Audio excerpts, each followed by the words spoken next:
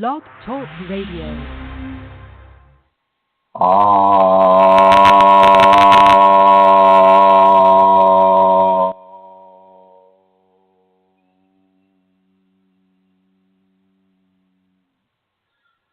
Hello, everyone. This is Chrism, and I'd like to welcome you to this program about your Kundalini awakening experiences.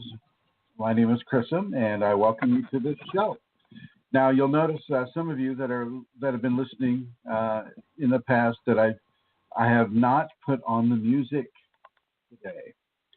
I had, testing it out, and it sounds kind of rinky-dink, I have to say, so I apologize for those who were enjoying the music, but last week's intro was so spacey.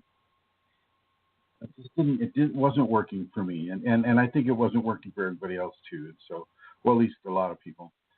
So we'll have to figure out a different format. In the meantime, we'll just go back to the old format, which is what I just did. So I'd like to welcome everybody in the chat room, everybody who's calling in.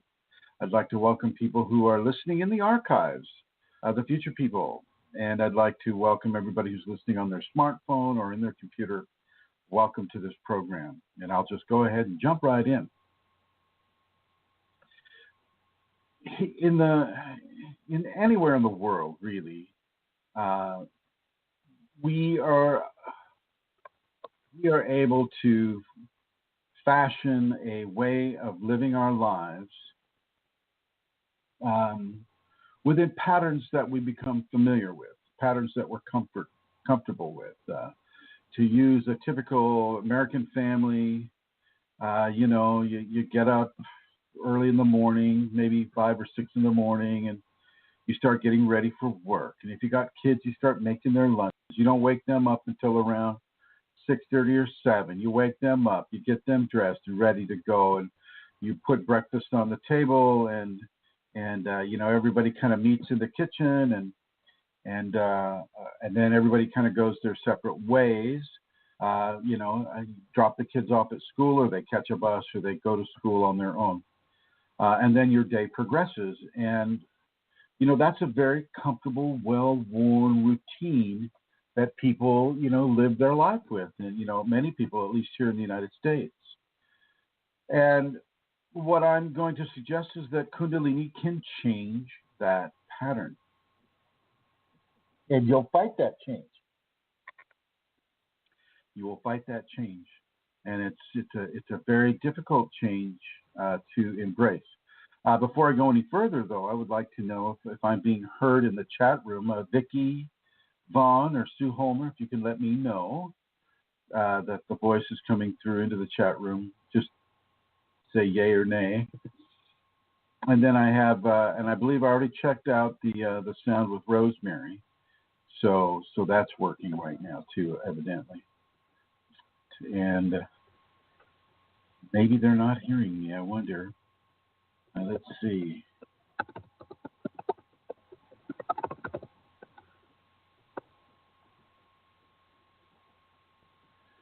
Okay, so the Kundalini can break that pattern and cause you to have to make a new adjustment in your routines, not just in the morning, but in other areas as well. And it will do this. It will do this, and it will do this consistently. It does this by opening up levels of information that before it activated or awakened within you, those levels of information were not available to you. Looks like the sound may not be working in the chat room.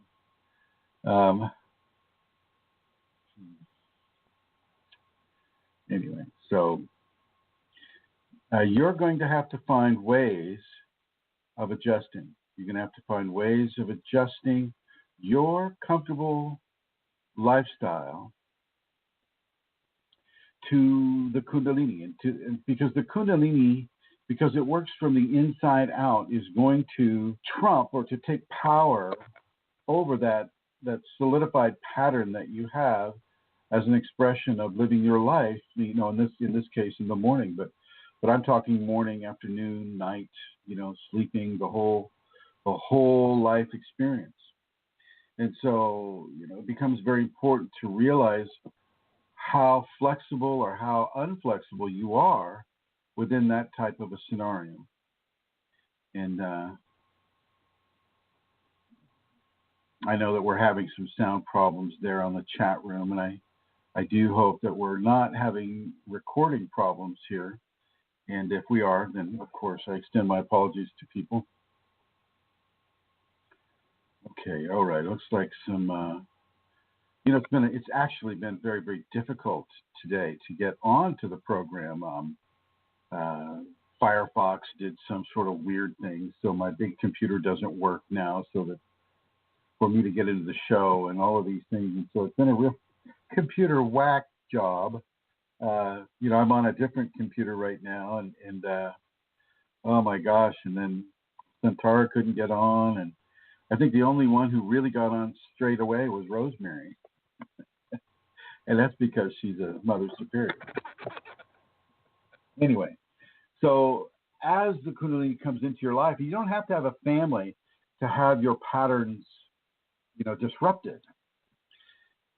You can be a single person, and you can be living, you know, in your house, renting a room to another person. You can, I mean, however your life is unfolding, the Kundalini's presence within your life can begin to upset that pattern of existence that you've developed, and in many cases that you've worked hard to develop.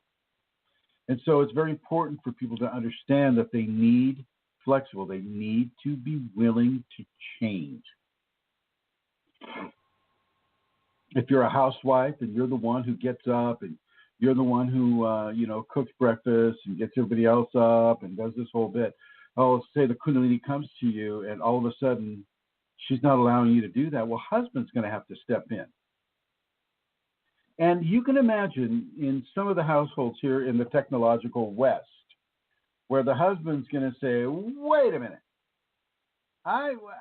this is not how things have been going. I'm not used to doing this. I don't know how to cook eggs like you know how to cook. I can't even cook a pancake. You've been doing this the whole time, and now all of a sudden, you know, you're asking me to do this. So, you know, there are going to be some changes with the Kundalini. You know, and you don't want to use that as an excuse. You don't want to go to husband and say, well, honey, you know, I've got Kundalini, and so, you know, I can't do this anymore, when you can. I mean, the idea is to merge the Kundalini experience into the daily lifetime experiences. Now, I know that it's not going to be a smooth fit all of the time.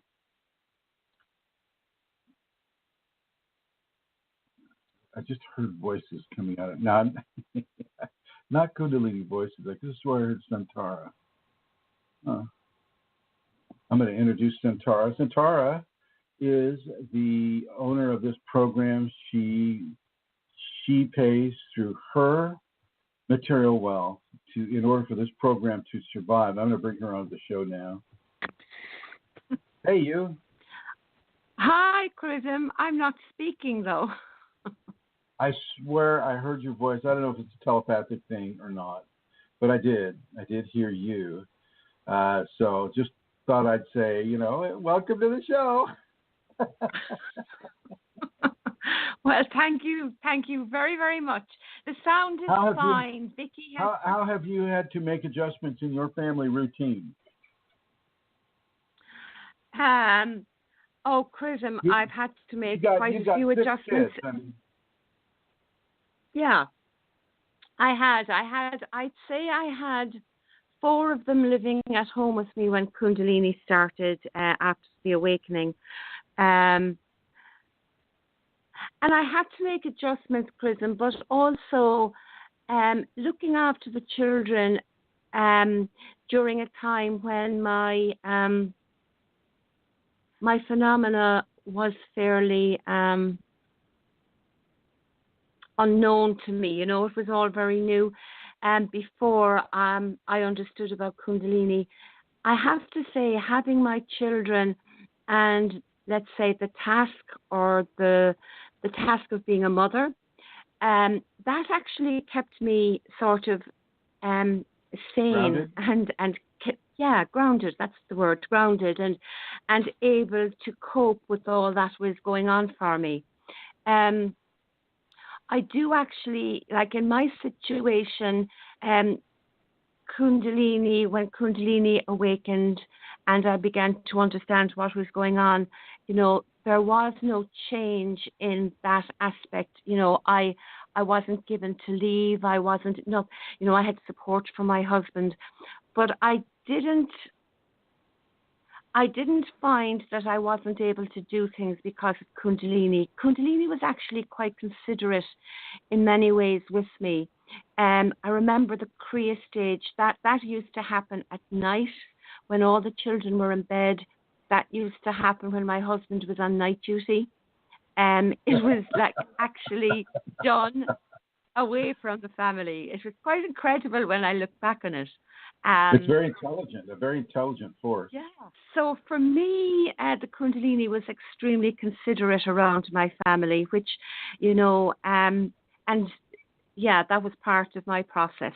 So I was blessed that way. I didn't need to have huge changes made. I just needed to do what I needed to do when I was on my own, and that's still the case very much so. Not so much now, but I'm I Do have all your children adapted. know about your Kundalini?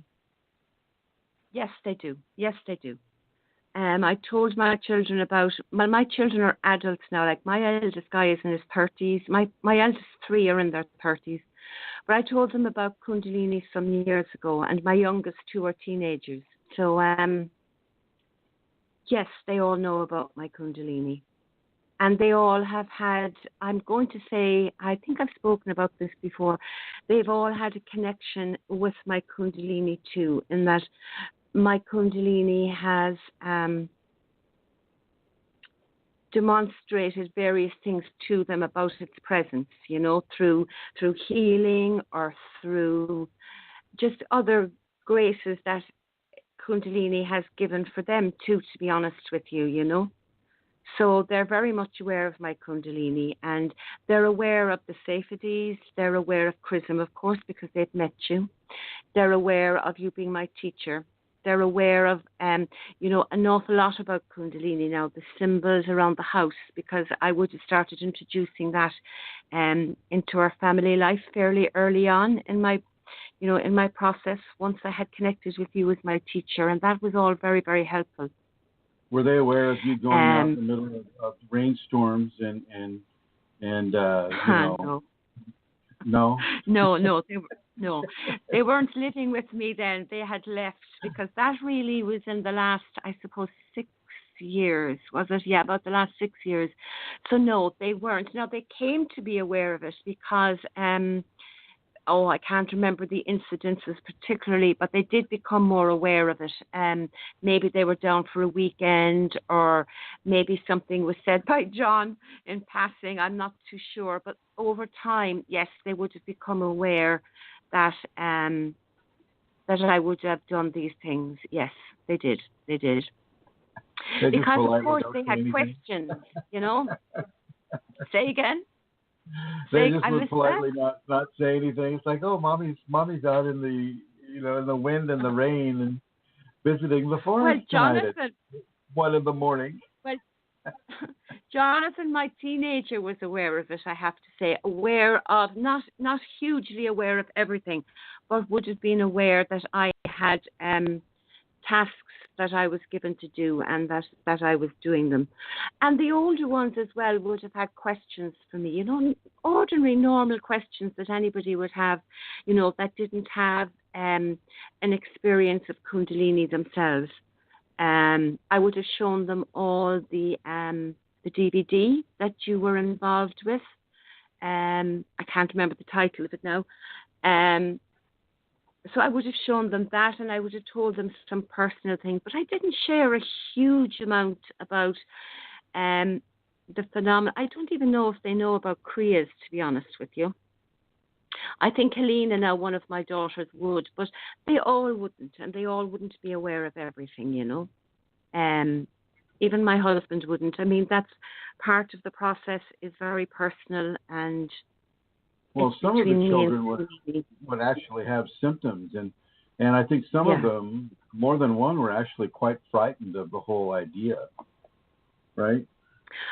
Yeah, well, you see, you have to go back. There's so many aspects to it, because you came to Ireland in 2011 to do a seminar.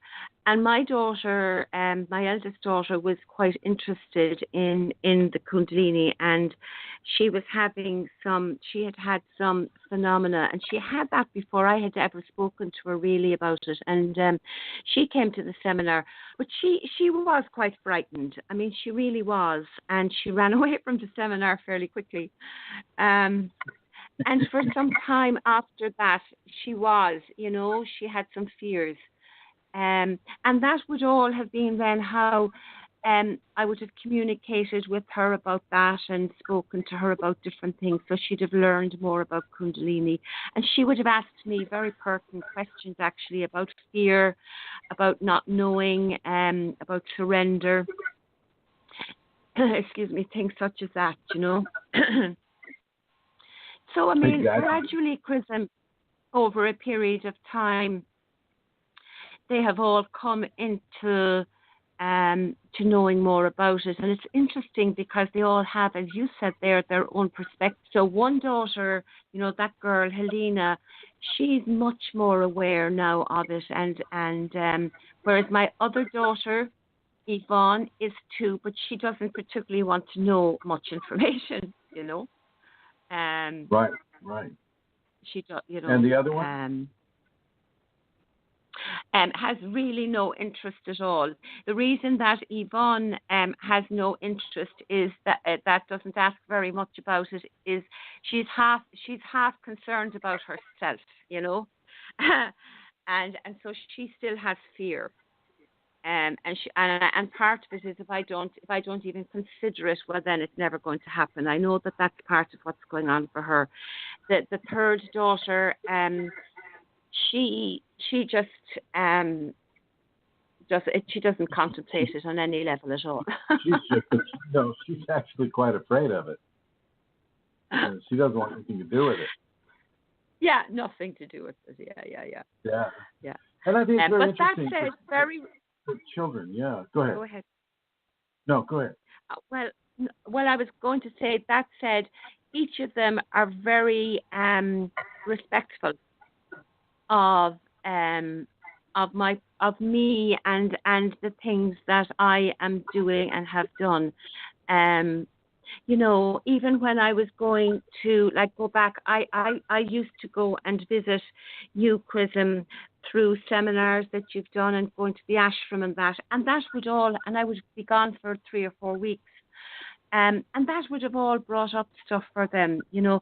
How come, Mom, you're doing that for so long? And they would have asked questions, and they would have asked questions about the teacher. And so all of those things I would have discussed with them. And they're all very okay with all of that. They know I do the blog show every Wednesday. Like, they don't ever phone me after 10 o'clock on a Wednesday because they know that blog, you know. So they're very respectful, really, and considerate of me, I feel. I think that's a beautiful thing to have Kundalini in the presence of your children and to be able to organize your life in regards to a total surrender to the Kundalini, and to have them literally kind of be allowed to have the life that they want to have. Like Helena, she knows about it. You know, she still may be a little frightened of it, but she knows of it, and she's done some research on it, and the other kids, you know, they know about it, and some don't want anything to do with it, and others just really don't care one way or the other. And I think it's, you know, that's a very, very actually a real blessed way for people to introduce the Kundalini to their children.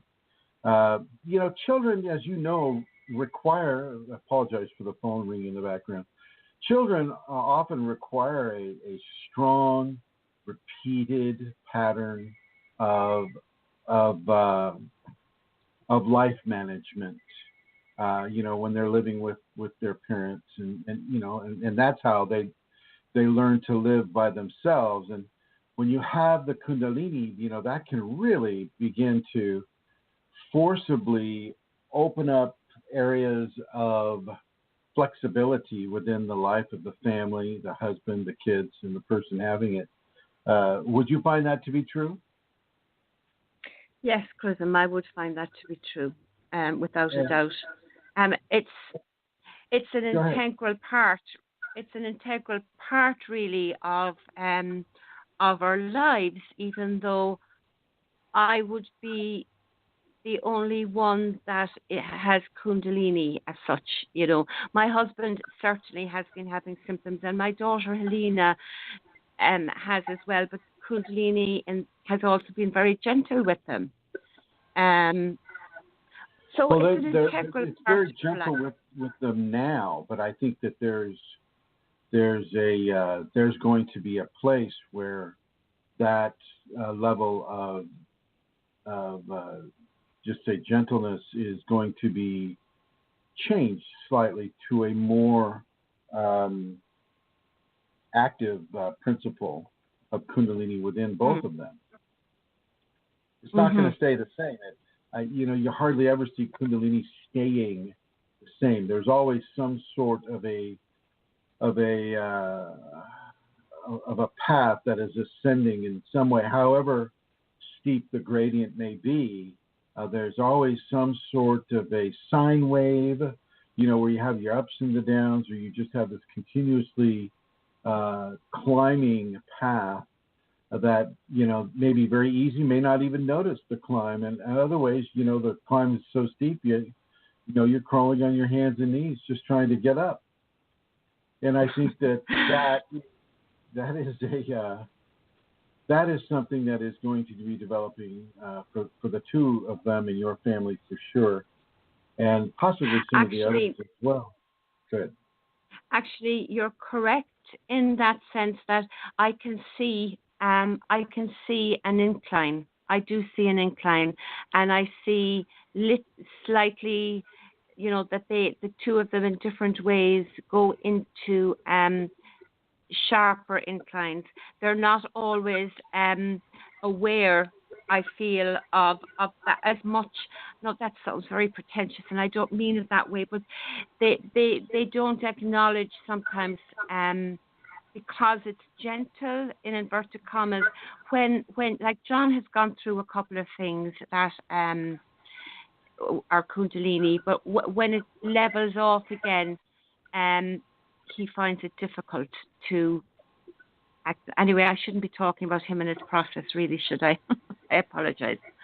But you're right. There is an incline. Yeah. I mean, as we discussed on the program last week, with regards to this embedded entity within you that's been allowed by your Kundalini process to, in many ways, infect a certain level of brutality and strong negativity into your process without your permission.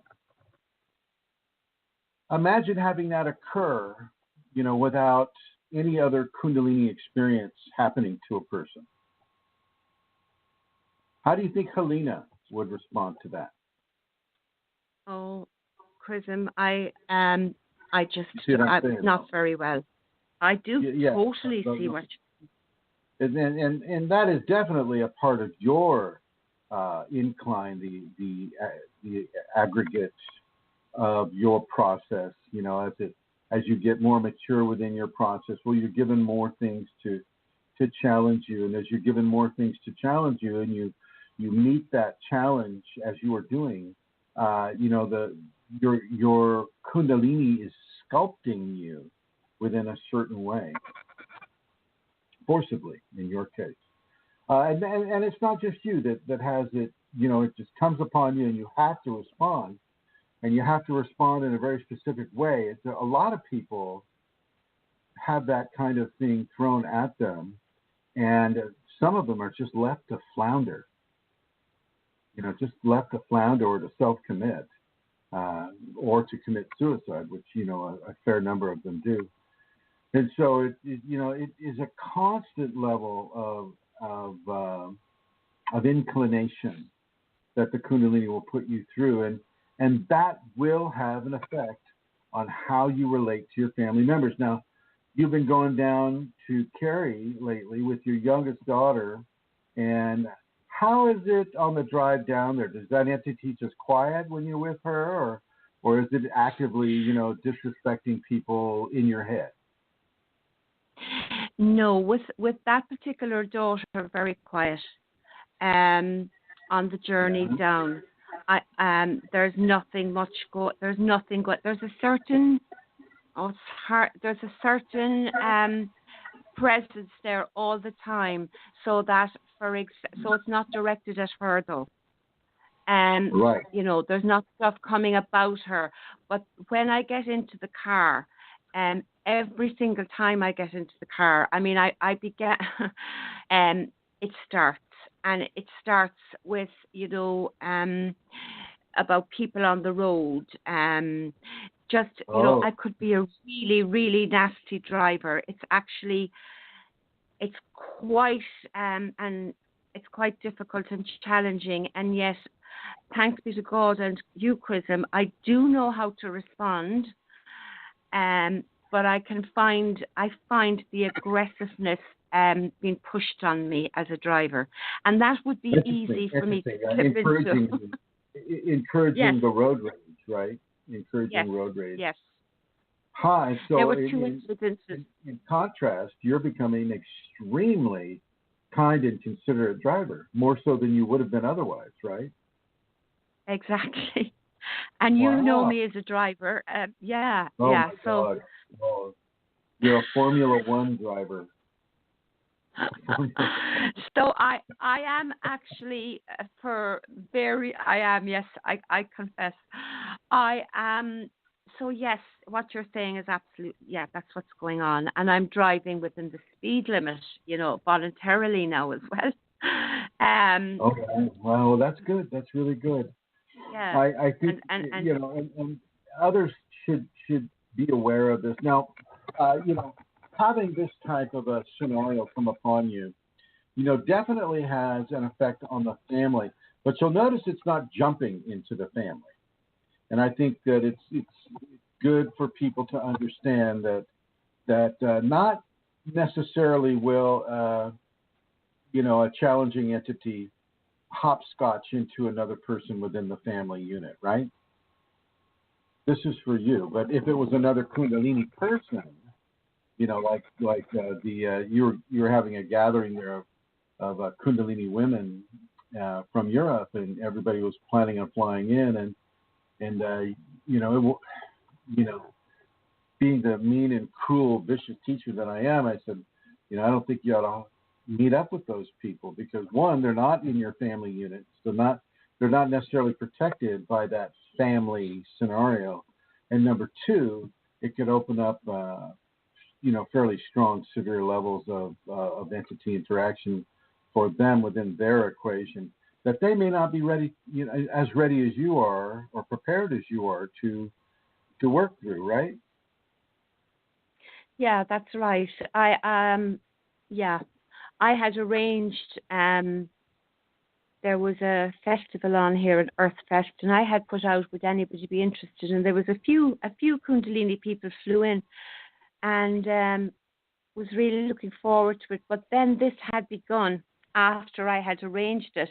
And when I rang you, I had concerns, And the interesting thing was, because I've met quite a few Kundalini people who have had entities in Peru and in Berlin and in Washington and various places. And so on the one hand, I was thinking, it'll be fine. Sure, that's fine. That's okay.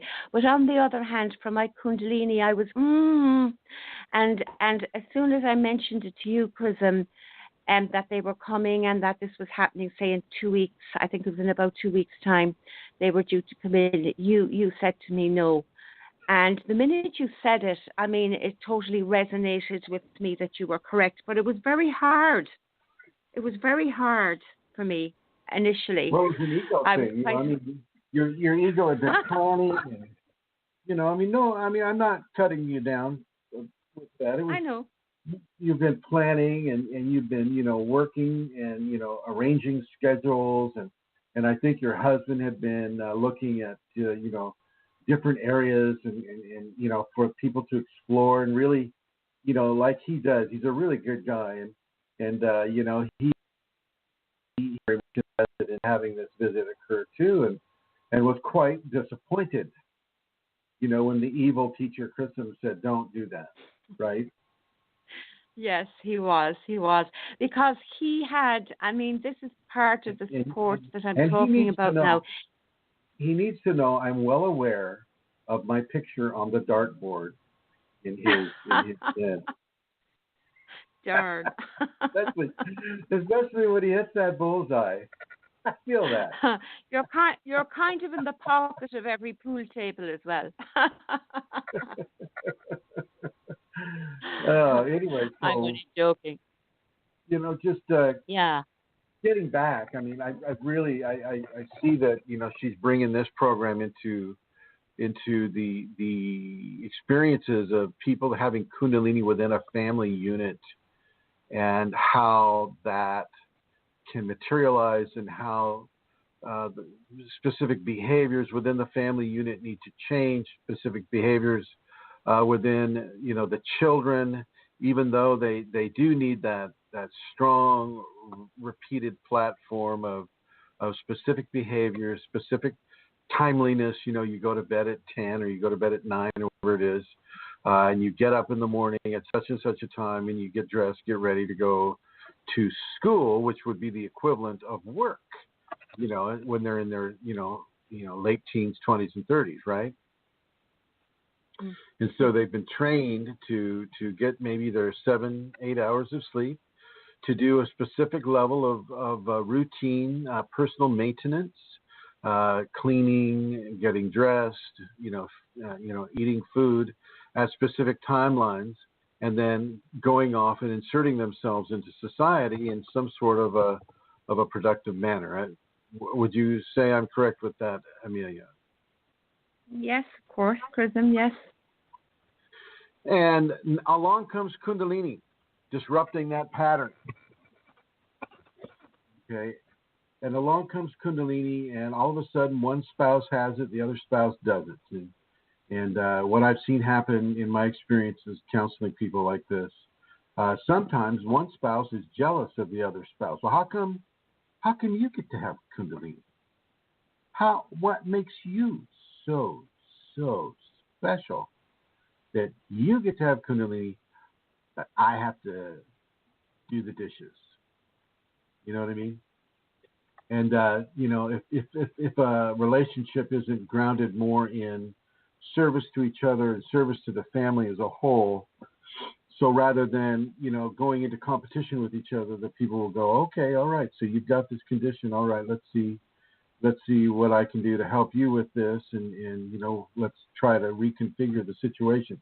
I see that you and John have done that in a very, very admirable way.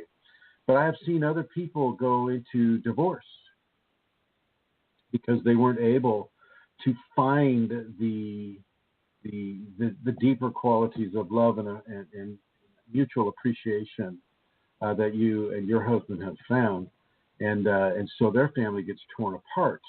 And in other ways, I've seen the Kundalini literally refuse a marriage, refuse.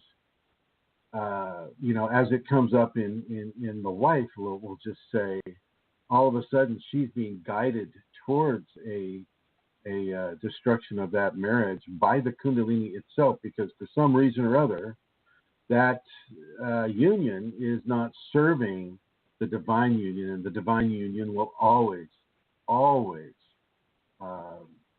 be more important than the 5 cents egocentric conscious union in those levels. And it's really what I think she's underscoring here is the level of intimate surrender that a person needs to occupy and to allow themselves to be occupied by. This level of surrender, this level of I give myself to you, my Kundalini. I give myself to you.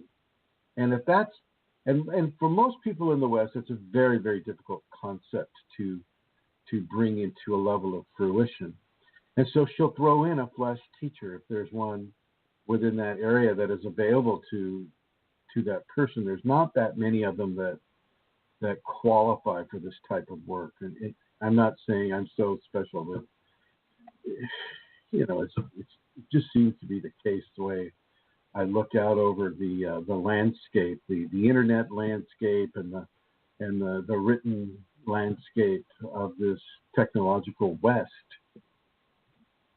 There aren't people that are doing this level of surrender and ego work. I mean, I've had students tell me about the previous teachers they were having before they came to, Kundalini Awakening Systems, and it's like, they're some can give you some accurate information, is like they can at least identify the Kundalini, and that's a good thing. The other aspects, the internal aspects of the ego and the displacement of the ego, the retraining of the ego, and then of course, when you get into some very strong phenomena like kriyas or having entity interactions, they don't, they tend to slide more towards science than towards the truth of the situation, only because I don't think they have access personally to the truth. They have Kundalini to some degree, but not to the degree where they can help people within stronger levels of Kundalini infusion. And so, they find KAS, and sometimes we're able to work together. But there's a lot of disinformation out there, and very little of the ego work that's being done. The ego work that you're having to do right now, Centaur, is incredibly important, and people just aren't getting it. And when we were talking about your driving, well, when I first started driving with you in Ireland, it's a white knuckle affair. It's a level of, first of all, it's a different side of the road that I'm, used to. Number one. Number two, the roads are about as wide as your wrist, and so people are constantly stopping and slowly going around each other, and then going like 1,000 miles an hour around the next blind edge-covered turn. And it can be very nerve-wracking to a person who's used to driving in the United States, say, for instance. And you were quite adept at it. I mean, and I'd probably say you are quite adept at it. You knew the turns, and you knew how to take it. And you had that psychic sense that could put you forward into the road without harming, the person up ahead or the people in your car. And very, very good driver, very fast driver. Oh my God, just anyway. And so now, you've slowed down a little bit because of your reversing, some of the instructions that you're getting telepathically from this entity. You slow down, you're doing the speed limit, which I guess you'd slow down a lot, and you're far more considerate with the other drivers. And I think this is carrying over into other aspects of your life too. Perhaps you're taking more time with your clients as you do the massage therapy. You're taking more time with your clients, and you're taking more time with people in general. Would that be true? That is true, Chrism. I'm finding, you see, I suppose from let's say from an ego perspective or a processing, I would have thought I was kind on the roads. I would leave people out from the early days, where you would have spoken about when somebody pulls out in front of you, and instead of kind of letting off a cuss, you sort of forgive and say go ahead, and all this. I would have been practicing that for a while, but it was very selective. Do you know what I mean, it was um, yeah. Judgmental. So yeah. So this is really, this is making it very, very different. But then again, you see, when you get horrible things coming into your head that aren't your own about what people are doing, and horrible words, ugh, well, that forces me. It really does, because I'm not going to go and follow that. It follows me. It forces me, because of the reversal, to do as you're saying. And now it hasn't happened with my clients at all. There's been no intrusion whatsoever. And that's because I was concerned about that. But I'm doing my, the devotion as I've been doing. But I don't know why that is. Maybe the Kundalini isn't allowing it in that circumstance. Right. There is no intrusion. What people need to understand, and it's harder for a person that's inside of that type of experience to understand, except a person, say, with your background, Santara, is that the Kundalini has ultimate control over all of this. She can cut that entity off mid-sentence and you'll never hear it again. But she can also allow it to do the work that it's doing, which is good work. It's good work because of the way you're handling it. It could be really nasty, bad work, and, you'd be on a chemical drug right now and probably drooling, off down the left side of your face, and, not too well, but with an Irish accent. And Yeah, having I could. Seriously, I mean, it's been extremely. I've had every.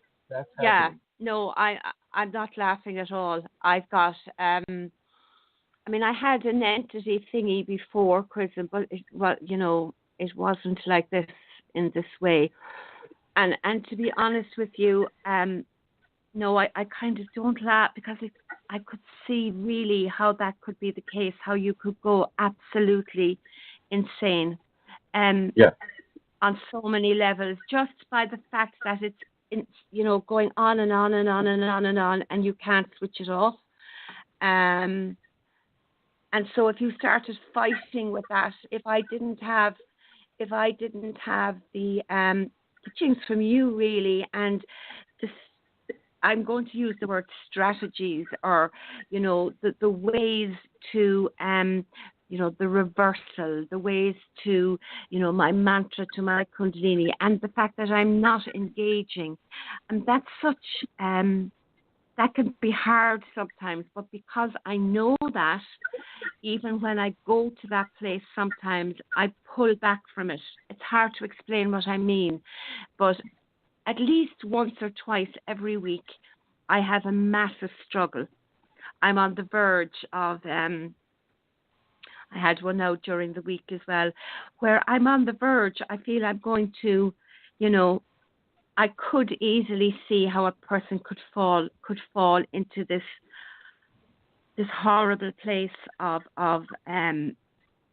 torment, inner and outer aggression, just being, it's just horrible, Chrism. But thanks be to God and Kundalini, so far I'm doing okay. I haven't gone there, but I can see how you could. Thanks be to God and Kundalini, because, I mean, I know you're giving me credit for all these things, but really it's the Kundalini in me that has written anything pertaining to Kundalini, anything pertaining to strategies. It's the Kundalini that deserves all this credit, and the very fact that it's giving you this teacher that it has given certain strategies and certain levels of information to. It is truly thanks be to God and to Kundalini, not so much the container of flesh, but from its source to your source. This is what people need to understand, and the people that are coming into these ascension symptoms and with the communication vis-a-vis the internet for the last 20 years, I guess, 20, 30 years, people are able to reach out more. People are able to communicate more. And where there's reaching out and communication, there's also activation and awakening. And more, we're seeing this happen. And they're calling it different names like Ascension symptoms. It's kind of silly, but it also, it's also not as incorrect as one might think as well. I mean, there's always a great ego imperative behind, I want to ascend. I want to, I want to become, an angel or, in some way closer to the divine source within all of us. And if they want to call it ascension symptoms, well, I think that's fine because it's not that far from the truth. There is a level of ascending that is occurring. And so, that's all well and good, but it could be very, very difficult when people inside of these ascension scenarios don't understand some of the, shall we say, rules of the road, since we've been talking about driving. They don't understand some of the rules of the road. They don't understand, what side of the road do I drive on here? And, what do I listen to as far as instructions that come to me unbidden inside my own head? And, these things of that nature. There's some general knowledge like do unto others as you would have others do unto you. And revenge, eye for an eye just leaves the world with two blind eyes and, things of that nature. I mean, we have in our society certain levels of instruction and information that can help us to find our way on this really steep spiritual path, this ascending path, but it's not common to everyone. And let's talk about the atheists who aren't reading the Bible and aren't reading an eye for an eye. And, they just kind of have to go intuitively with what they know is correct. And if you have some demon screaming in your head, cut that guy off, cut that guy off, cut that guy off, or steal that wallet. Look at all the money in that wallet. Come on. You're starving. You're hungry. Come on, steal it. When you're having that type of really, really negative programming forced upon you, it can be very easy for people to slip up and make the wrong choice and have to pay harshly for making that wrong choice, especially when you're driving. So all of you that have the Kundalini and you're behind the wheel, I know we have some truck drivers who come on board. We have, various people coming on board that are behind the wheel quite often. Just remember to be very, very kind. Really, really, even if you don't have that entity inside your head telling you to do bad things, now is the time to program yourself to go out of your way, above and beyond the levels of kindness that you even up to this day in your life are expressing into the world. You must increase your levels of kindness and consideration and tolerance, patience and love and assistance and service for other people. You must do this because as you come in to these levels of Kundalini, also known as Ascension symptoms, as you come into these levels, ability is increasing, and the responsibility really is to bring the levels of kindness as the main location of expression that you make into the world of humanity, but also the environment as well. The dogs, the cats, the alligators, the snakes, the spiders, the worms, the paramecium, all of the different creations of life. You must extend that grace into these areas on a consistent and constant level. You must get out of the childhood of the ego as it, goes out of its way to assuage its desires, to assuage its needs, its wants, its patterns of immature me first psychology. You must go out of your way to change this. Don't always get that candy bar. Don't always get that pie or that cake or that, whatever it is. I mean, really, I know it sounds frivolous right now, but this is where your ego retraining can begin. Don't have that extra large piece of cake. Don't have the things that you know that your ego wants because they taste good. Deny yourself some of these things. And know what it is you're doing as you deny yourself that desire. Teach your kids to deny themselves. As you're having the Kundalini and you're having a family at the same time, where you're given a perfect opportunity to train your kids in a higher level of understanding, higher levels of not eating so much sugar, higher levels of forgiveness, higher levels of tolerance, higher levels of inner energetic maintenance and inner energetic cleanliness and hygiene. Teaching them that their thoughts can manifest to the physical expression. Teaching them how to be forgiving and how to have gratitude. And even how to have devotion. Now I'm going to come back here to Santara. Santara. Yes, Chrism? Tell me how much devotion plays into this. The end of your sentence, can you say again? Tell you how much devotion plays into this. Oh, devotion is crucial. It's the cornerstone, really. Devotion is like it's the anchor. I mean, without devotion is a surrendering and is a giving, and is part of my process that if I didn't have it, I just don't know. I just don't know, Chrism. Like, devotion is crucial. It is a way as well that... What is devotion? What do you do when you're giving devotion? Well, you can give devotion in all kinds of ways, in different manners and different ways. So I give devotion to the Kundalini by giving devotion to my teacher. That's one way, the physical How teacher. How do you give devotion to your teacher? I can do it... Give the mechanics of it. Give people the mechanics of it. They want the nuts and bolts. They want to know how to change the tire, not just call the service. Okay, so with my teacher, I would begin by being in a prayerful position. So I might be kneeling, I might be sitting, but typically I would be kneeling. I would have my own mantra to the Kundalini and to my teacher that I would say. So I would say this mantra, and that brings me into a place that begins to grow my devotion in that particular moment. Are you just saying it to the air? Are you just looking at the empty space and saying it there? How are you doing it? Okay, so I am saying it to my teacher either on Skype, in person, if I happen to be with you.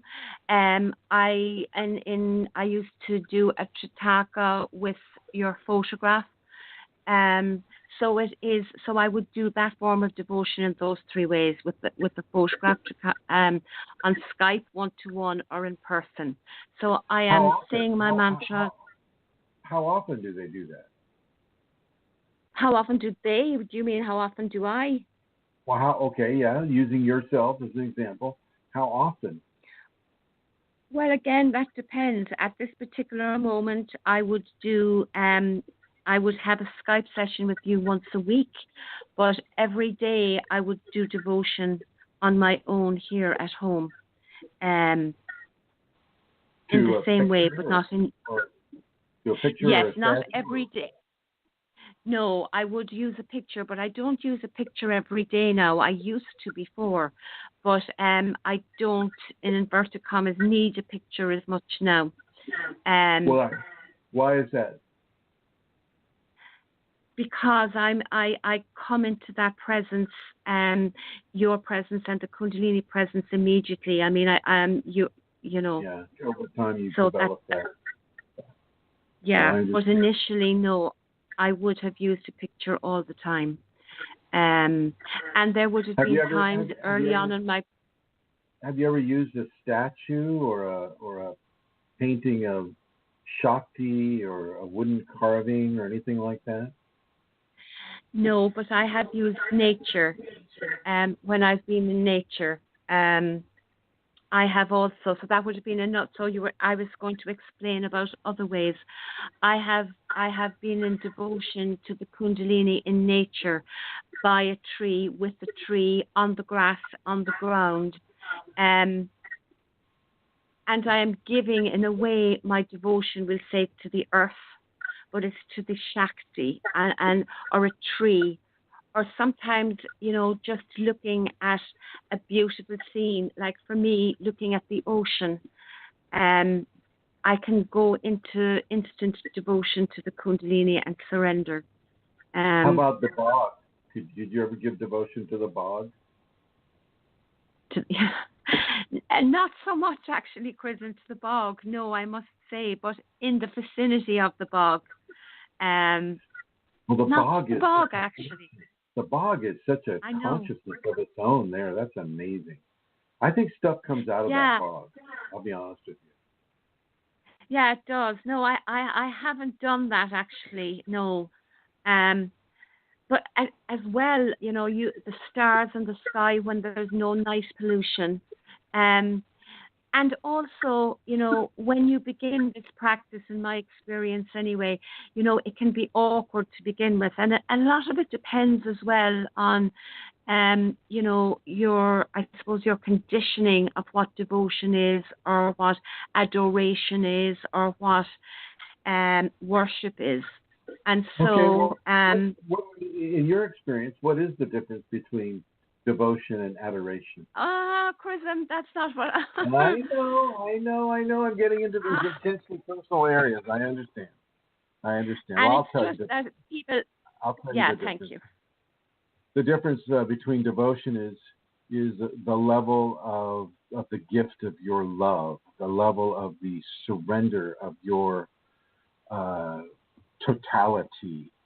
Adoration is literally the gift of yourself in a complete and total way, whereas devotion, you're giving your love, you're giving your respect, you're giving yourself as well. It's just that adoration is a step up from that. Adoration can put you into almost like a somnambulistic active state. So it's like when a person is sleepwalking, except they're sleepwalking more along the lines of love walking, or love giving themselves in such a complete way that there is nothing left for them to even want to consider. They're so egoless, they're so determined, they are so focused on the gift of themselves in service, in love, in total surrender to that teacher or the Kundalini, that there is literally nothing else. And you actually come out of that. It becomes such a state of almost perpetual ecstatic expression that it requires a level of coming out of. When it stops, you come out of that, and you're like, oh wow, whoa, and you're feeling the severe drop in the from the height of that. There's the drop coming back down to say your mortal place, can be a very strong drop, and you have to learn how to land, and you have to learn how to take a deep breath and go, oh, wow, that was so good, and just kind of go on with your life. But it will change the expression of your life as well in a very strong way. Have you experienced it like this, Amelia? Yes, Chrism. The return to normality and the leaving of where. Yes, I have. But and it's very hard to put words on that, and Very how that hard. happens, Very hard. and yeah, it's yeah. Um, but for people who might have an interest or a curiosity or in it, you know, it's really, if I could just say, it is something I am so thankful for. The Kundalini guided me in some respects of, you know, you can experience spontaneous devotion to the Kundalini, where a person, you know, well, for me, where you could fall on your feet in just absolute gratitude for something in the moment. That has probably happened to a lot of people, you know, where you're filled with love to the point that everything is love, you know. You look at a And you're scene, you look at the grass, crying the whole time. and yeah. And that is, if that has happened to you in your experience, you know, that's touching into devotion. That's gratitude. That can be, you can do devotion from that, you know. If you've had that experience, well But then you can also, I I would mean, see that as it's like you reach into areas of rapture as well. hmm And, you know, rapture becomes, I think, you know, in the English language, rapture becomes like the next step beyond, um, adoration. And the rapturous state, you know, is literally beyond words, except that when you're there, it's like you're beyond movement, you're in the physical, but you're beyond the physical. You might be rocking slowly, but your eyes are typically way up, and you're here, but you're not here. You're there, but you're not there. You're in this level of love and extreme, uh, you know, it's like devotion times 1,000. It's like such extreme levels of love that are also, begun, you might say, with the adoration, and you go into rapture. And it's not like the Christian rapture. It's not that way. It's more along the word enraptured, enraptured, enraptured. And you are, if you've ever seen somebody in rapt attention, their focus is anywhere else. They may not even be moving. They're just so taken in by what they're experiencing. Well, with rapture, within the context of what we're talking about, rapture, goes right, maybe even, it's hard to put words and measurement to it, but, perhaps a step further than adoration, although those two could be, imagine a sine wave between rapture and adoration. Wow. Going back and forth between the two. Pretty strong stuff. But good. I'm glad. Thank you for giving us your experiences along these lines, Santara. Very, very valuable for people to hear it from someone else, not me. Very important. It's one thing to hear it from the same guy over and over and over, and it's like, oh yeah, well, he can do that, but he's got the Kundalini, and I'm just starting here, and I want to hear it from somebody who's a little closer to where I am in the process. And even though they're nowhere near where you are in the process, Amelia, but some of them, the information you've given today is extremely valuable. And I'm going to suggest that people listen to this program. And I want to thank you for giving that information. Now, we have a lot of callers on hold there. Have you seen that? I'm seeing that here. I recognize one or two. I will go and check those, Chrism, okay?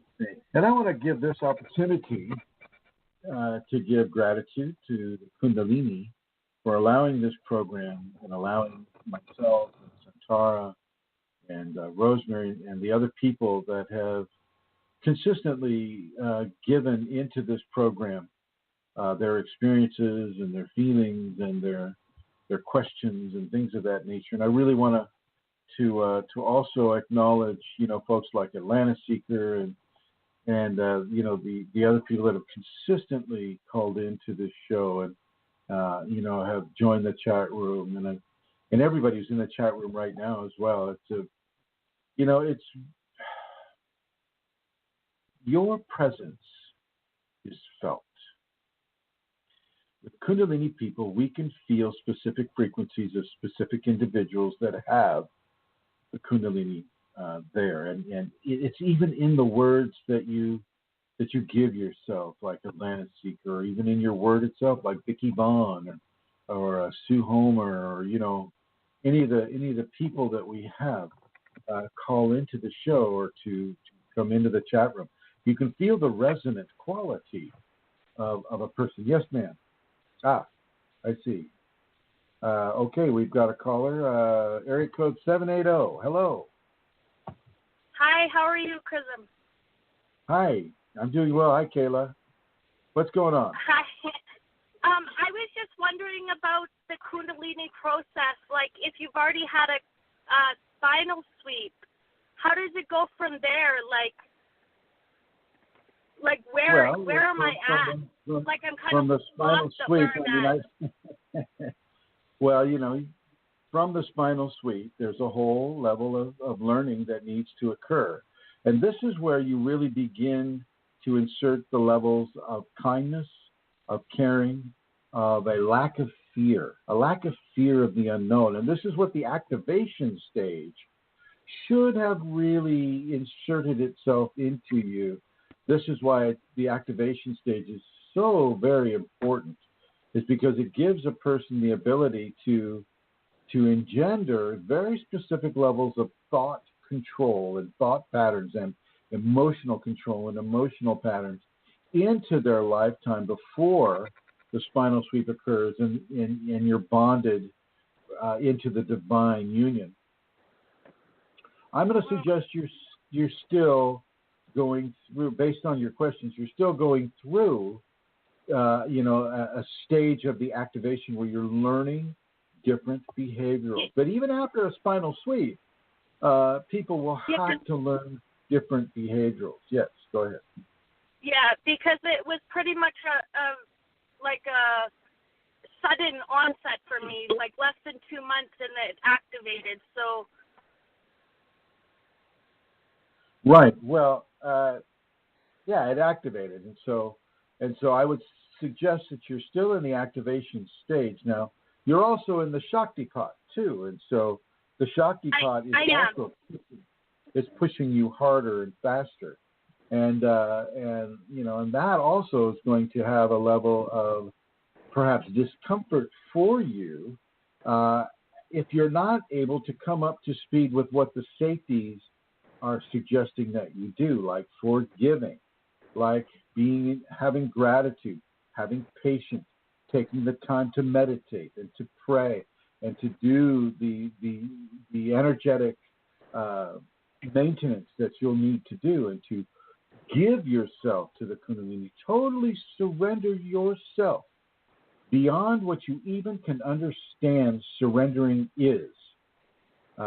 Go into the devotion as Amelia so very well described, and really begin to give yourself in ways that open the channels within you to receive that grace in a way that allows you to digest it slowly and thoroughly, and yet, serenely. I noticed that the all those things you're talking about kind of came with the Kundalini. Like, she pushes me to understand, to see in a different level than I used to see, with my children, with my husband, with my friends and people around me. It just changed. The way I look at the world changed. But she will change them. She will change them. A Kundalini awakening person is an incredibly important person on this world. And I know, I hear it all the time. Oh, Chrism, everybody's important. Everybody's a child of God. Everybody's important. Don't compete people against each other and all this stuff. And I'm not. What I'm saying is that Kundalini is an extreme evolutionary point of consciousness in the flesh body on this world. Everybody's going to get it. Yeah. Everybody's going to get there, just not at the same time. It's not like the Christians like to think, we're all going to be enraptured by Jesus. We're all going to go up to somewhere at the same time. It's not that way. Yeah. But we will eventually come into the Kundalini. Go ahead. You were asking a question. Sorry. Just one more thing, Chrism. I noticed that I'm so physically tired. My body, I go to bed. I can't even stay up past 7 o'clock. Mind you, I'm awake at 3 a.m. Well, yeah, that's the golden hour, my dear. She'll wake you up at 3 a.m. So she'll force you to go to sleep at 7. That makes perfect sense to me. Yeah. Okay. I just didn't know if it was okay, normal, if that was what I was supposed to be. Well, I know feeling. that none of the kids are going to be awake at 3 a.m., and you're going to need that time to do your practice. To meditate. Yeah, to meditate. Okay, that's thank you, Chrism. You're welcome, Kayla. Enjoy the Shaktipat. I am. Okay. I hope you're wearing red today. Thank you. I was until I got messy, but I was wearing red. You was? You better put that red back on. Okay, I will. That's an all-day affair. Okay, all right. Okay, thank you, Chris. You're welcome. Okay, and so, there we are. We're touching on a little bit of that here. Now, let's see. I'm looking to see if we have any more questions. Just bear with me here. It's hard to tell when they expand it that way. So, to Josh Street. Okay. That was Santara. Sorry, Santara. I'm going to put you back in the blue here. I'm going to go to Hal, I guess. Just a second. Probably everybody hearing me click. Hello, Tejal or Tahal? Yes, it's Tejal. Yes, this is Tejal. How are you? Tejal. Hey, good. Good to meet you, Tejal. Thanks for calling in. How may I assist you? Oh, it's a pleasure. It's a pleasure talking to you. My Kundalini awakened in December. I was doing one of the Kundalini awakening videos from Osho. I don't know if you're aware of him. He's from India. And just by doing that step by step, it just awakened.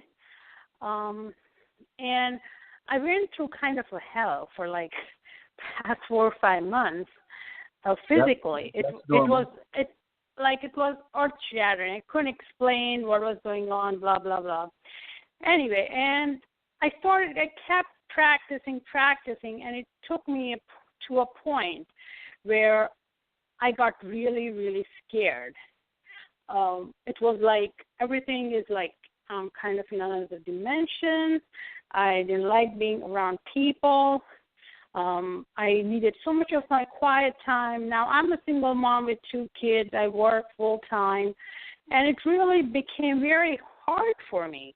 I mean, I would be driving my Kundalini be awake. I would be at work and calls, and my eyes will start running tears. It goes on, and I was completely shocked, and I wasn't able to handle it. I kind of cut down on how many times I meditate. My physical symptoms have gone down tremendously. But I'm not sure where. The question is where is this leading me? And Bhagwan Sri Rajneesh, he had his own challenges with life and with material objectivity and with the fulfillment of desires. Now, Bhagwan Sri Rajneesh is also the person that his name was changed to Osho. Correct. And I'm not going to take anything away from Bhagwan Sri Rajneesh. I think he had some very, very, very profound things to say. And I think that, he was very powerful in many different ways, but that power was counterbalanced by levels of acquisition of material objectivity and sensate requirement. He had a relationship with nitrous oxide and things of that nature. And so if you're watching a meditation given by this man, then there are levels of signature that you're also co-opting into your experience. But I think a lot of people are having, fairly positive experiences by using Bhagwan Sri Rajneesh's techniques. I'm not quite familiar with what meditation of his he did. I think, I think it's very important that be delineated. But regardless, you've got the Kundalini now, and you're going to have to start making these adjustments now, and it is going to impugn upon your day-to-day life. And what I'm hearing from you right now is kind of the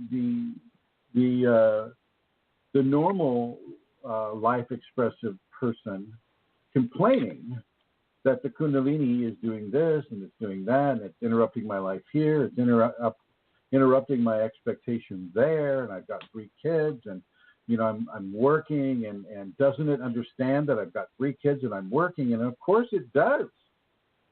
It does, but it's not the Kundalini that's going to need to change here. Mm-hmm. It's you that's going to need to change.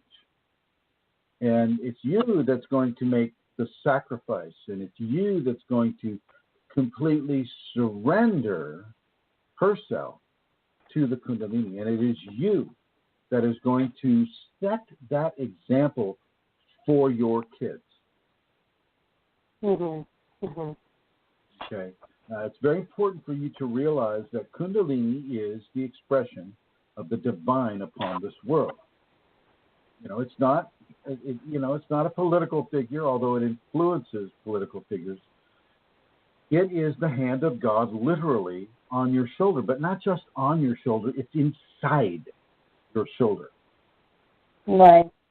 Just that touch is enough to completely disrupt the comfortable life expression and the complacency that you have struggled so hard to build and to survive with in this world.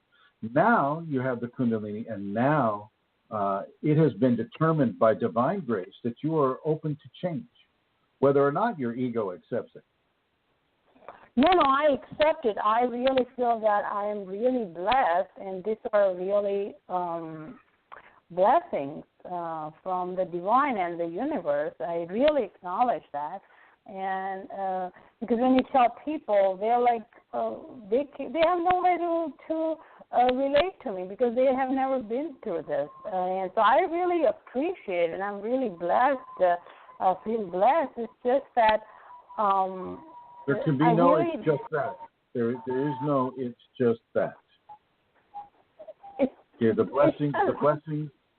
blessings do not have a but to the end of it, or it's just that. It's doing this, and that to me. The blessing is so severe that it supersedes the discomforts that we have to go through in order to find our balance within such severe grace. Right.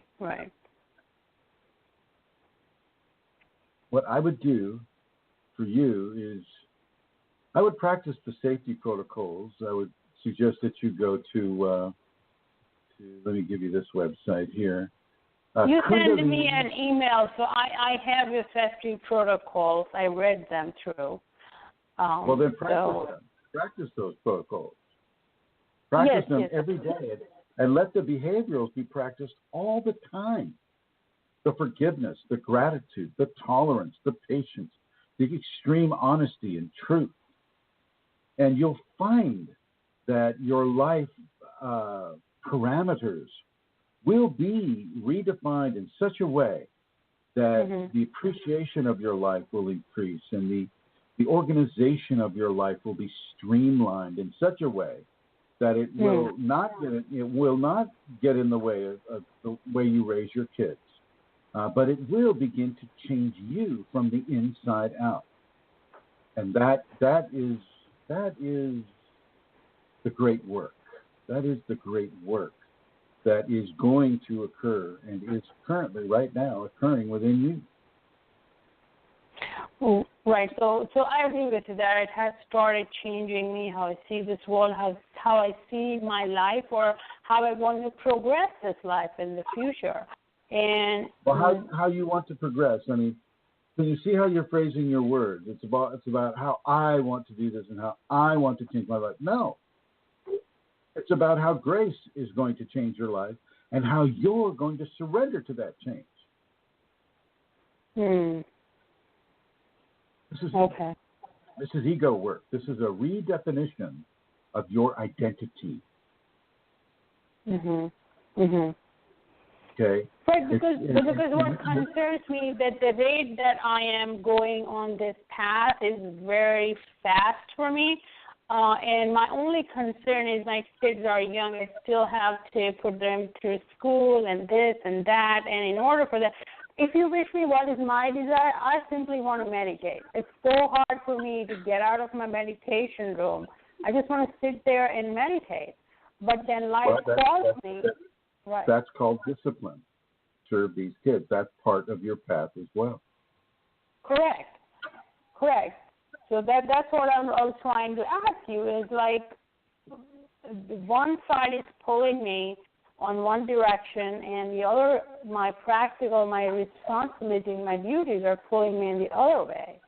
You know? No, actually, I don't think so. I think that your enjoyment of your practice may feel like it's pulling you one way. But I think that if you initiate stronger levels of self-discipline with the understanding that the Sacred Mother knows exactly what is happening to you and what is going on with you, and that as soon as you send those kids off to school and you have to go to work, then maybe like Kayla, you'll be going to bed at 7 or 8 in the evening, getting up at 3, doing your meditation then, and then redefining the timelines of your daily life to incorporate your practice. Oh, that has already started happening. It already wakes me up at 4 o'clock. If I don't wake up, it will come 5, and I must go to my meditation. There's no way I can be in my bed. It will really send me signals in the middle of my on my third eye, and I have no control. I simply have to get up and go there, period. So that I would has started. suggest that you set your alarm if you need to. Set your alarm for 2:50 a.m. and get up by 3 and do your work during the golden hour. Okay. That's the golden hour. That's why Kundalini wakes people up at 3 a.m. and that's why I give my Shaktipat at 3 a.m. Okay, that's great. Well, thank you so much for the insight, and it's a pleasure talking to you. Thank you. Very welcome. It's a pleasure to speak with you as well. And I understand that we have a question from Indra, so we'll bring Indra on board here. Hello, Indra. Hi, Chrism. How are you? I'm doing well, thank you. And yourself? I am good. I couldn't be better. You were talking about. Pardon me? How may I assist you today? Well, you were talking about Kundalini and, the destructive process. And I just wanted to add to that before I move on to my question. I find for me, I had to have a certain type of setup. It was hard. It's hard. So what I did was I set up my home that reflected love. Like I had roses throughout the house, flowers. I had cedar, like it's in my backyard. I would cut the branch, bring it in. I had pine cones. I had the mantra going, candles going. And I feel that I had to do that to be able to go through what I am going through. And I had to prepare my space, declutter, and, be free in what I was going through and doing. I agree. I think that's a very, very good setup for sure. Not everybody has the money to go out and buy cut flowers and to buy candles and I'll tell you, I did trade shopping for other things. I did kind of compromise a bit, like shopping for clothes or makeup, purse, whatever. But sure. There's a lot of natural things. Like I would cut the branch, the cedar. I have cedar in the backyard, and I would cut a branch and bring it in, and just decorate with that. And the pine cones, Oh, on my absolutely. walk route, I picked up all the pine cones. You're up there in Canada where all those trees are. So very nice, very nicely done. Nicely done. So my space had to be. That's a good suggestion for both Kayla and Teja, is to really kind of decorate the house, decorate their little. If very they have cheap. A little room or something like that, and I know even plants.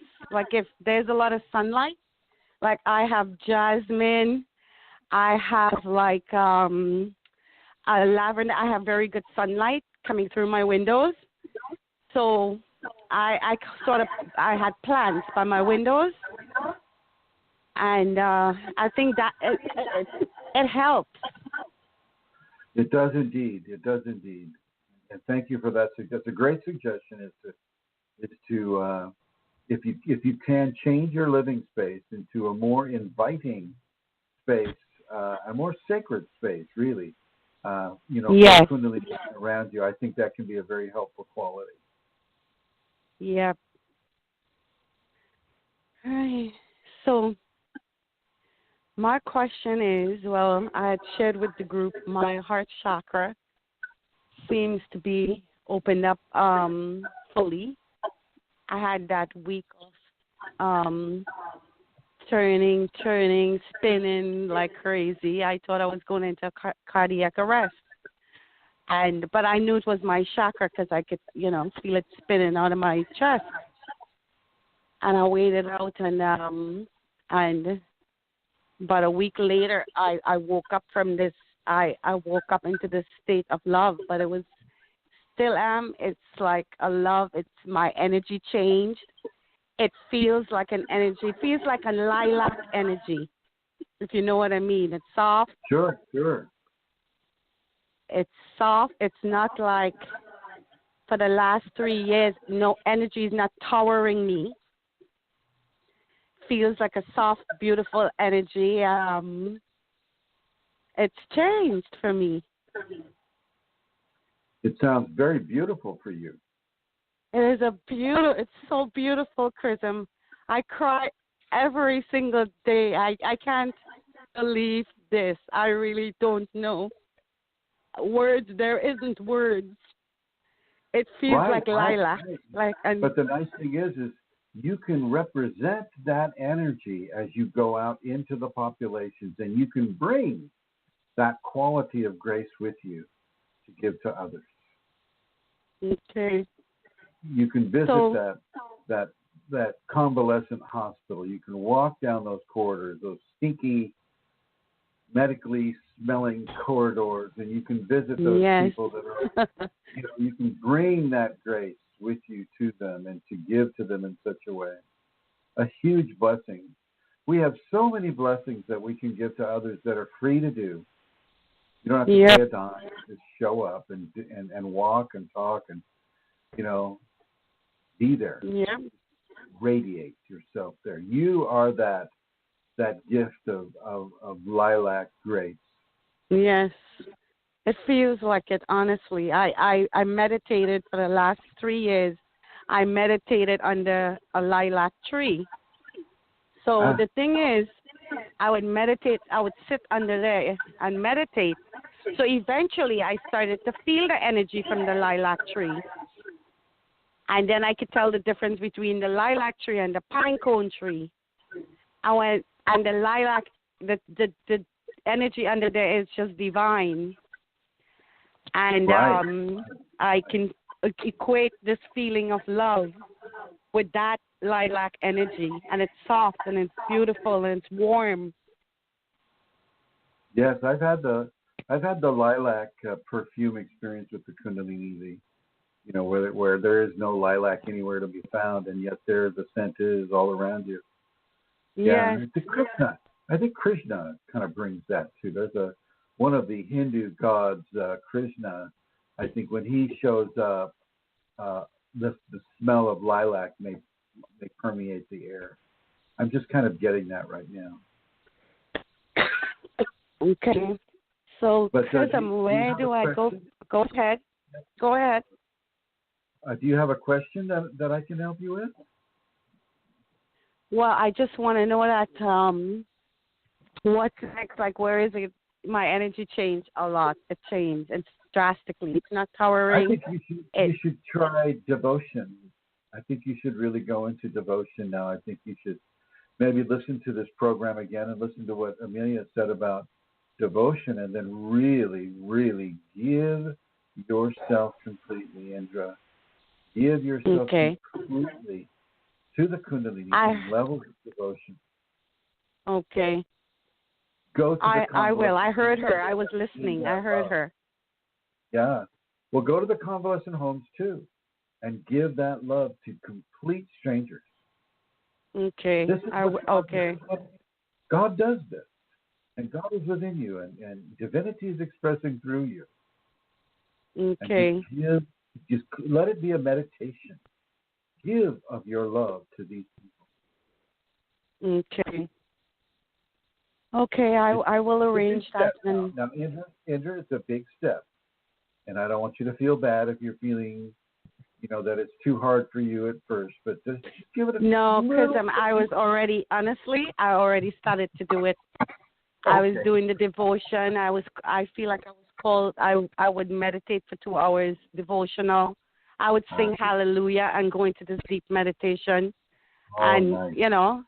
And just get into it and then repeat hallelujah till I feel that it was enough. I would have it on repeat. I went into a nursing home. My sister is a nurse. Because perfect. You suggested it to me before. Okay. And I did go into a nursing home, so it's not like it's shocking. I feel a readiness. I do.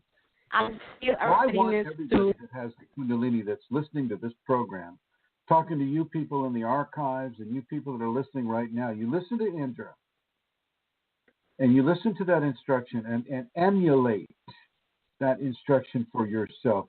Give that very same instruction to yourself. The convalescent hospitals are loaded with people that are really, really suffering a very, very difficult stage of life. Yes. That's I agree. The end of life scenario. Yes. And I think it's very important that they receive the support and the kindness and the love that Kundalini people can give. Yes. So there you have it. So I'm already feeling that within myself, and the neighborhood children, like I'm cooking for them, I'm feeding them, I'm like helping babysit. Like I get home, I work with the school board, so I get home like 3:34. So I do have that time, and when I'm finished doing my stuff like grounding and all that stuff, I do. Twice a week. I mean, you'll make some new friends too, some really cool new friends. I need that.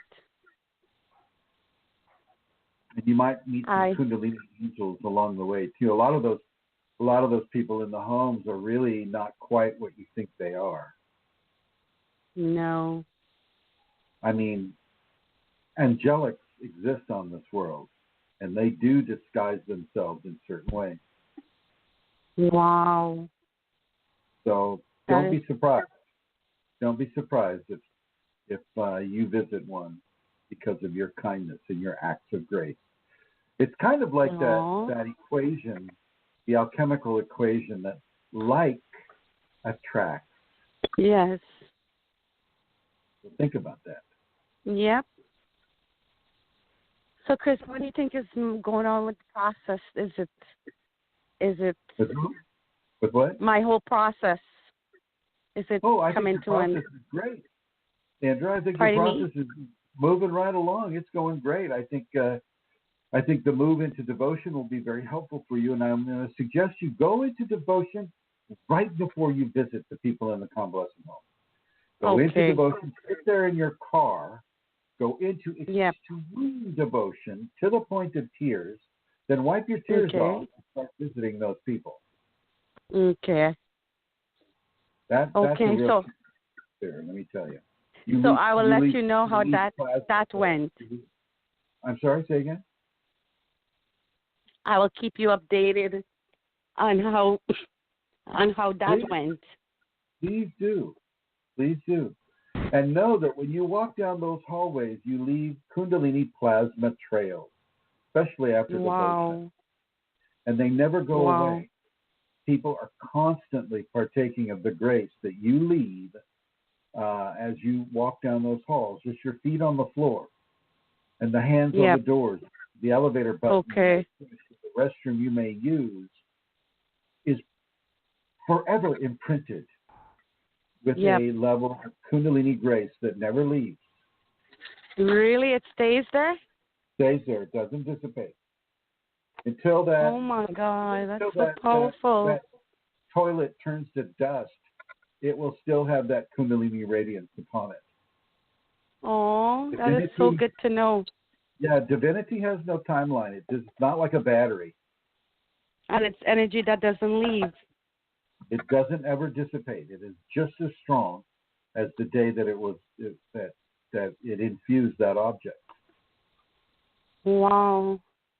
That's good to know. Yeah, so make sure your intentions are totally loving and helpful and surrendered and benevolent, reflective of the lilac bliss that you may be getting. And really do the devotion. Sit out there in the parking lot a little bit. Do the devotion there.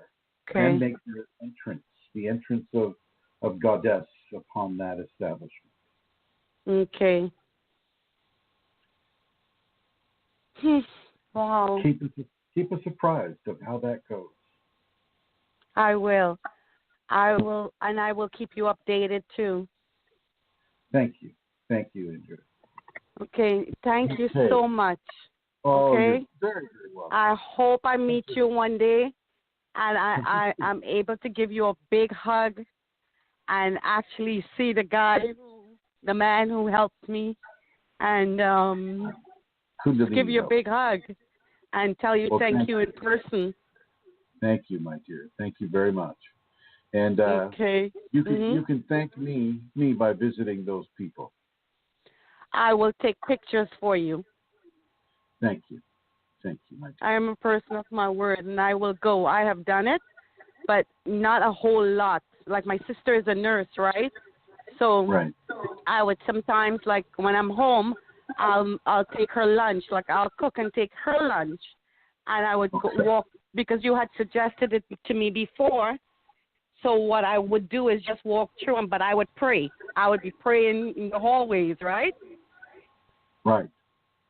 So I have done not a whole lot, but I have done some. And when I go next time, I'll take pictures for you. Please do, and I'll post them on the groups. Okay. Well, listen, thank you very much, and I'm going to continue to listen to the show. Thank you, Indra. Thank you for your question and your experiences, and for what you're going to do for these people in the Toronto area of Canada. And I'm going to go ahead and come on up and bring Rosemary online. I believe Rosemary has an announcement she'd like. Yes. Hi, Rosemary. Thank you. Hi. Thank you, Chrism. Thank you. And all of you who have been speaking on the program this afternoon, just amazing and inspiring. Thank you. Thank you. And we invite anyone listening and everyone listening and anyone who wants to develop and to awaken or to activate their Kundalini, we invite you to attend our seminar with Chrism here in Minnesota. It will be October 28th and 29th, and it will be in Mankato.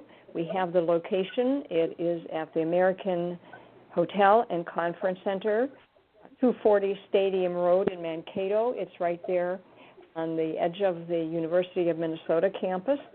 And we have rooms available. The number there is 507-345-8011 to register there if you want a room and you're coming into town. And my email address is rosemaryg@usinternet.com. And my phone number is 952-303-6438. And I welcome conversation anytime about the value of the seminar and how it was, for me, the beginning of with an activation of my Kundalini, which is strong in my everyday, ordinary life with all that I do. And I don't mean that like it sounds, but I mean my life's work is bringing Chrism to the cities here, and as well at our monthly meetings with our people from the seminar who are part of the Kundalini community here in town. And Chrism, I want to thank you for that. Always, it fills my heart with gratitude, and your availability as well when we're doing expos this time of year and talking about the seminar. So, a great privilege for me. And the thanks to you too, you and Joey and Katie, for going out and opening those doors and meeting the people and filling them with your grace and with your understandings. I mean, it's a superb work that you're doing, and it is much appreciated. I know you know that it is much appreciated, and it needs to be said. So thank you for that announcement. I guess that's pretty close to Halloween. Will we be dunking for apples too? I don't know. We're not going to be doing scary things. You know, we're not going. Is it a costume? Is it a costume Kundalini seminar? No, but we all come in with costumes. We think that's the real us, but it's not. Very true. Thank you, my dear. Thank you, and thank you, Joey and Katie, as well. Yes, thank you. And coming back to Santara here, I think there we go. And Santara, do you have any announcements that should be made from your end? Yes, indeed, Chrism. The first announcement is to follow with Rosemary's announcement of a seminar. If you're living in Europe, you're very welcome to come to the seminar in Berlin. Saturday and Sunday, 16th and 17th of September. And you can contact Manisha. She's the lady that's organizing the seminar. So Manisha has an email address. It's maneesha@posteo, posteo.de. You can also find Manisha on Facebook, or you can also go to Kundalini Seminars and Events with Chrism. That's a Facebook page, and you'll get information there as well. And the other announcement is if anybody would like to make a donation, you'd be very welcome to do so. You can go to one of two sites. You can go to www.kundalinisafeties.com, or you can go to www.chrism-kundalini.blogspot.com, and all donations are gratefully received. And I make this announcement every week because it is something that, I like to do, because donations are really essential, and Chrism doesn't really ask for them. And so I like to do this every week, because if you're in a position to donate, I really would invite you to do so, and it will be greatly appreciated and put to great use. Chrism, you actually have somebody else there, Zubir from the group. He's a new member on Kundalini Awakening. He's Zubir on the group, and he has a question for you. Will I now? Go ahead. Put them on, please. Okay. Yes. Putting Zubir on. Hello, Zubir. Hello. How are you doing today? Hi, Zubir. How are you? Good, thank you. And you, how are you doing? I'm doing well, thank you. My question is, I had an awakening that I can recall physically, mentally, with all the sense opening about 3 years ago. And I didn't know what it was happening actually to myself, and I embraced it, had fun with it. I explored the whole thing without knowing what it was, and I was able to figure out last year, at the end of the year, exactly what it was through a friend, and then I knew that it was Kundalini energy. So it was the most beautiful thing that ever happened to me, actually, because it told me to a total different path of this reality and showed me so much, taught me so much, and I was like reborn, actually. So it was wonderful. But the way it happened, actually, was I went to a lecture on entheogens, on magic mushrooms. And it was a fascinating lecture by a man that has been working on that for years and years and years.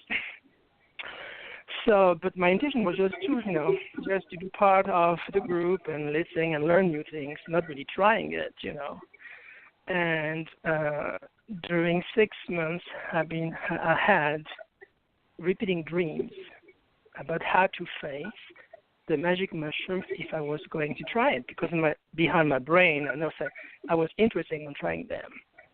But it took me 6 months because I was a little coward of trying them.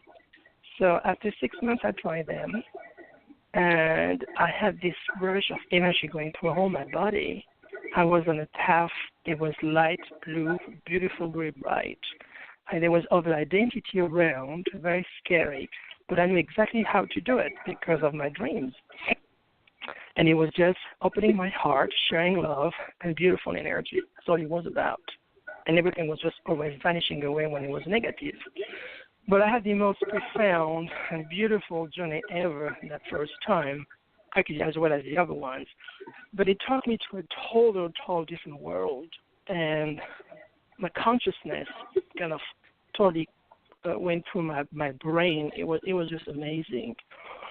So at the end of the journey, I thought it was just mushrooms, I thought that's what it was. So I journey every time. I take mushrooms every month, once a month. I make a ritual and very grateful and very looking for this journey. And I've been meeting the most beautiful being. So many beautiful things over there. But I remember the first time when I was there, it's almost like I was home. I knew this place. I felt so home over there. And every time I go, it's the same thing. And I will feel that energy coming through me, opening. I learn about chakra, and things about chakra.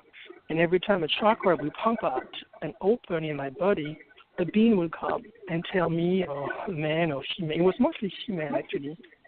And they will come and they will talk to me, and they will tell me what they will do working on me.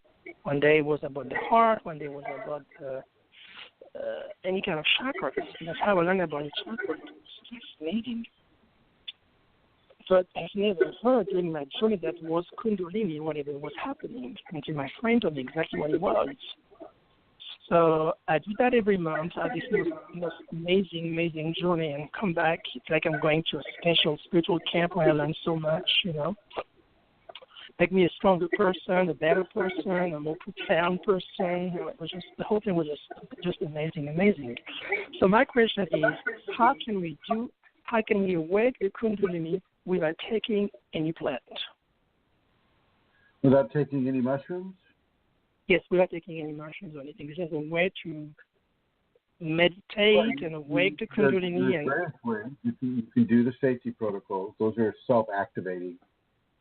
So that can place you into an activation, and it will be very much along the same lines as what you're doing, except it will be without the entheogenic hallucinatory, which I don't really agree with the word hallucination. I think that when you take the entheogen like ayahuasca or some of the mushrooms, your vision is broadened and it's changed in such a way that you can see and understand, or not, maybe not understand, but you can certainly visually see more of what is around you than when you're not taking the entheogen. But as far as activating the Kundalini, there's very different ways. You can take the Shaktipat, you can do the safeties, which those two, at least from what I give, go together. You can really have a trauma-based activation through severe heartbreak can activate the Kundalini, or severe grief can activate the Kundalini. Physical trauma, like if you're in a sporting accident or a car accident or things of that nature, they can also activate the Kundalini.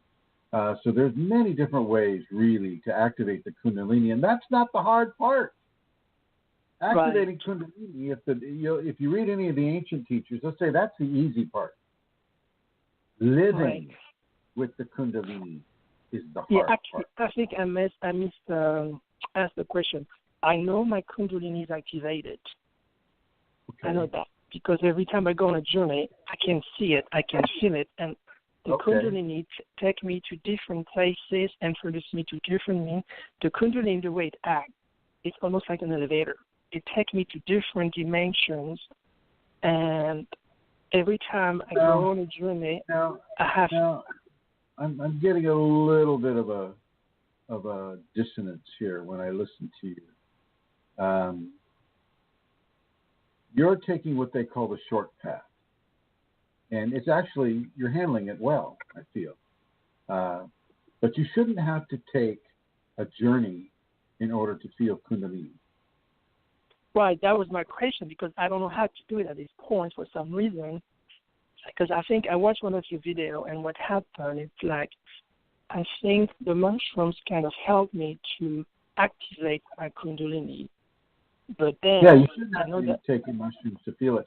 Now, if you're on the path, and the path is teaching you well, like the bee comes along and says this or that, or some other, natural creature of Kundalini, which a bee is, comes along and is saying, giving you certain instructions, I don't see that as particularly negative.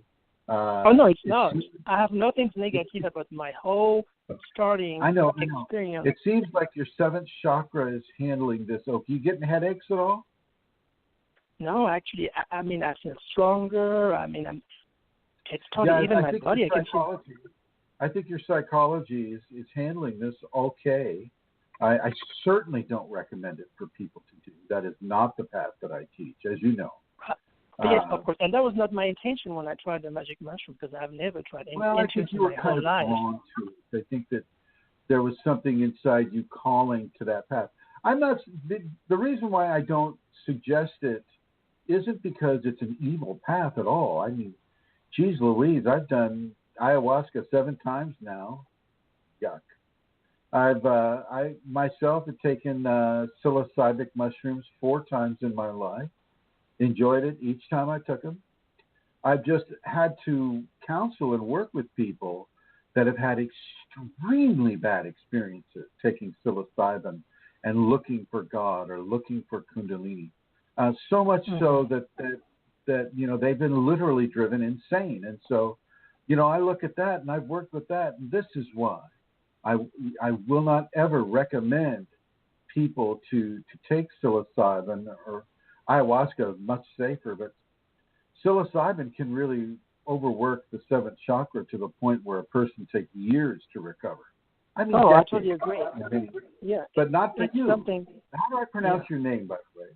It's like going to the zoo and drinking beer. Zoo beer. Okay, well, Zubir, I don't think it's a negative thing for you, and I think that you were called there by your own intuitive guidance to go to that mushroom seminar and to listen to that guy and to take 6 months and gestate the information and receive more guidance to do the psilocybic experience, and here you are. Yeah, because when I went on this journey, I know it's bizarre because the Kundalini came to me. I don't want you to become an addict to it. Oh, yes. Oh, I'm not. I'm not at all. I just really enjoy those experiences that I do. I'm really not an addict at all. It's just every experience is just so profound. It's just. Well, I won't suggest you stop, but maybe you can lower your. You don't do it every day. You don't do it once a week. Maybe you do it once a month. And you that's what I do. That's what I do. While you're that's what I do. Zubir, I only do the once a month. Listen, Listen to me. Yes? Listen to me, please. Inside of your experience, while you're at the height of the experience, the Kundalini, what it would like you to do during the day outside of the mushroom experience in order to feel and resonate with the Kundalini in a stronger fashion. Let her tell you, while you're within the mushroom, what she wants you to do while you're not within the mushroom. You understand? Yes, totally. That's what I would have you do. Okay. So far, you've been guided well. I think you can trust. Okay, that is a very important question, yeah, because the question that I ask are actually not part of this reality. It's always what's in the unknown, actually. So I'm always taking over there to all those parallel world, the dimension. I mean, it's just so fascinating. But I really never really asked about this reality, actually. I think that I can kind of see a pattern of probability that will follow you. But go ahead and do that first, and let's see how she responds, okay? Right. Yes, right. I will do that. Thank you for your call. Thank you for excellent call, Zuber. I'm going to bring you into the blue here. And ladies and gentlemen, we have come to the end of our program, and I'm going to bring Santara on and see if she has any last words. And I'd like to say, before you start, Santara, thank you for the level of teaching through your experiences that you've given to the people listening today. Well, thank you. You're very welcome. Thank you. I don't have anything further to say, really, except thank you to everybody who called in, people in the archives and the chat room, and see you all at the same time next week. Same Kundalini channel, the same Kundalini station. I want to say thank you to everybody as well, and you can reach us at Facebook on Kundalini Awakening ! Where you can see some of the free videos on Chrism.Kundalini on YouTube. For Yahoo channel users, you can go to Kundalini Awakening Systems 1 at Yahoo Groups. And thank you all for listening, and I'll end it like I started it here.